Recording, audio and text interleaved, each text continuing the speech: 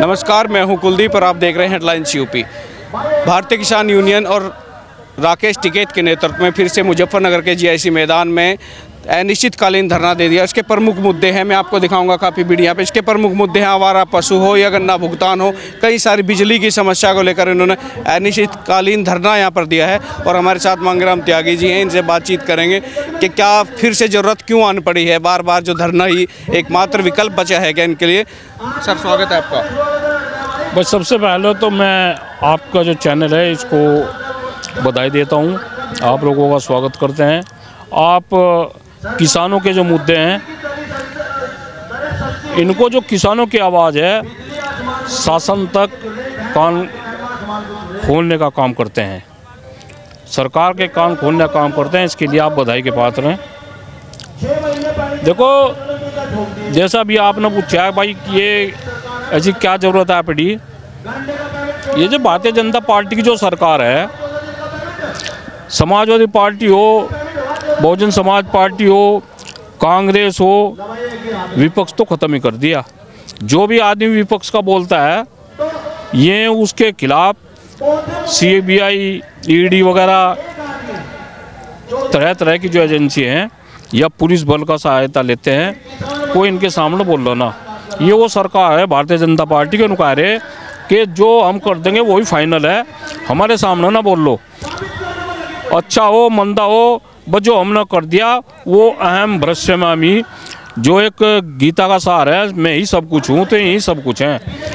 भाई पूरा सीजन जाने को हो रहा, फरवरी आली, अब तक तो गन्ने का पेमेंट नहीं। क्या मिल लगा, क्या गन्ने का पेमेंट होगा है पूरे संसार में ऐसा कोई मामला? अगर आप ही कोई परचून की दुकान पे 10 रुपये का सामान लेने जाओगे तो पहले लाला जी उसका वो बताओगे, भाई चाय की पत्ती इस रेट की है, दाल इस रेट की है, आलू इस रेट के हैं, जब जाको तराजू में पड़ेगी।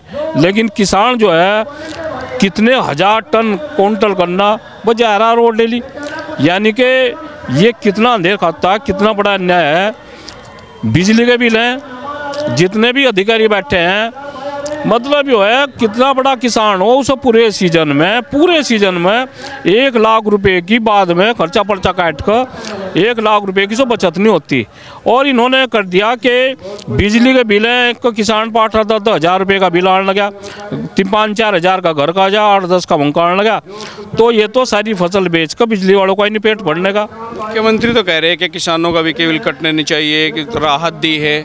अब जो मुख्यमंत्री जी कह रहे हैं, हम उनकी बात का स्वागत कर रहे हैं, लेकिन मुख्यमंत्री जी को हमें एक बात बताना चाह रहे हैं, यहाँ से धरातल पर क्या हो रहा है हम तो वो देख रहे हैं। भाई वहाँ लखनऊ में क्या घोषणा हो रही हमें नहीं पता, यहाँ क्या हो रही दफ्तरों में कितना किसानों का उत्पीड़न हो रहा है।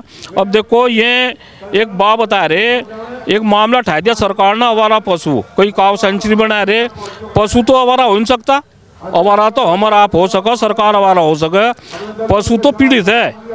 आवारा कौन कह रहा है पशु को? आवारा तो आदमी हो, पशु तो आवारा होता ही नहीं, पशु तो पीड़ित है।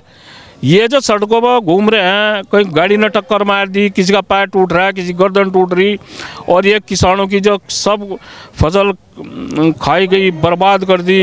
अभी मेरे पास सुबह फ़ोन आया था कि नावले में एक जो गोरा है, जो सांड बोलते हैं, उसने 2 लड़कों को टक्कर मार दी, वे मरणासन स्थिति में है। बताओ कितना अंधेर खाता हो रहा है। इतने 30 रुपये इन्होंने, मैं आपको बताना चाह रहा आपके चैनल के माध्यम से, 30 रुपये एक गाय का चारा है, एक पशु का गौशाला में, और उसमें इनका कमीशन भी होगा। तो मेरे ख्याल में भाई 35-40% बताऊँगा कमीशन हो, तो बचे कितने? 15-16 रुपये। वो यहाँ 15-16 रुपये में 1 किलो चोकर नहीं आ रहा, भूस 14-15 रुपये किलो है, तो कहाँ तो हो जाएगा उसका वो। वे सड़ रहे, वे इसके जो भागीदार है, इसकी सरकार है, इनका ये 5 स्टार होटलों में जो सरकार के नुमाइंदे हैं, जहाँ इनकी बड़ी बड़ी मीटिंगें होती हैं, वहाँ एक कप चाय का 100-150 रुपये का।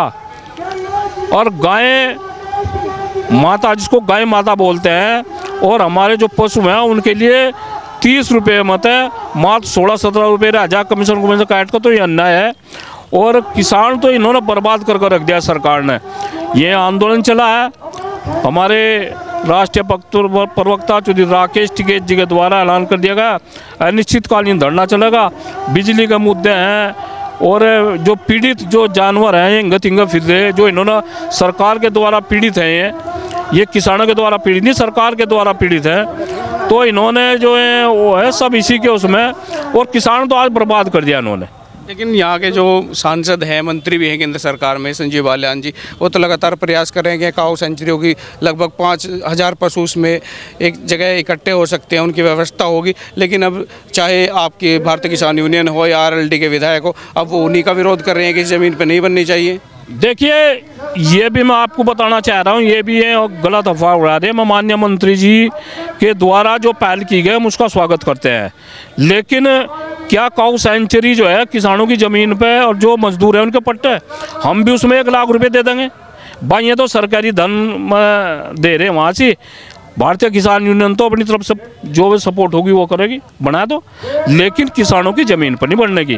काऊ सेंचुरी बनाओ, जो संक्रमणी भूमिधर हैं, जो पट्टे धारक हैं भाई, उन्होंने आप जो है जो सर की लोट है, जिस हिसाब से रेलवे में और सड़कों में ज़मीन जा रही, उन किसानों की जो संक्रमणी भूमिधर हैं और जो पट्टे धारक हैं उन्हें भी 150 रुपये दे दो और ठेका बना लो। उनकी क्या खता है? जिनका 100-150 साल से जिनके अंडर में ज़मीन है, जो पुरखों की ज़मीन है, ज़बरदस्ती क्यों ले रहे भाई?